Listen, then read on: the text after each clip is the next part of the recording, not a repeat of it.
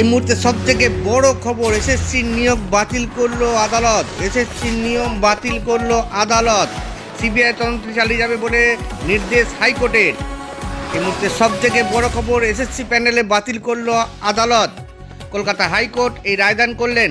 2016 সালের নিয়োগ প্রক্রিয়ায় সব চাকরি বাতিল, সমস্ত চাকরি বাতিল। মোট 281 পাতার রায় বিচারপতি বসাকের।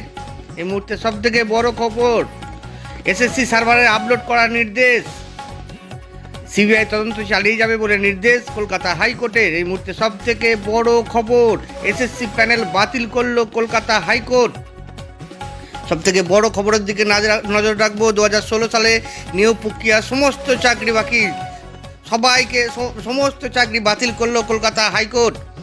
এবং যারা চাকরি করতেন তাদের 4 সপ্তাহের মধ্যে বেতন ফেরতের নির্দেশ দিলেন কলকাতা হাইকোর্ট।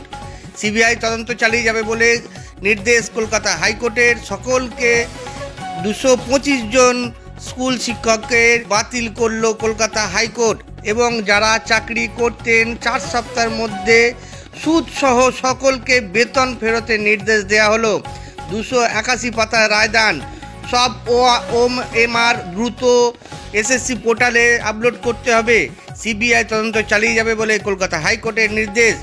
এসএসসি প্যানেল বাতিল করলো কলকাতা হাইকোর্ট। এবং যারা চাকরি করতেন তাদের 4 সপ্তাহের মধ্যে সুদসহ বেতন ফেরতের নির্দেশ দেওয়া হলো কলকাতা হাইকোর্টের তরফ থেকে। এই মুহূর্তে সব থেকে বড় খবর।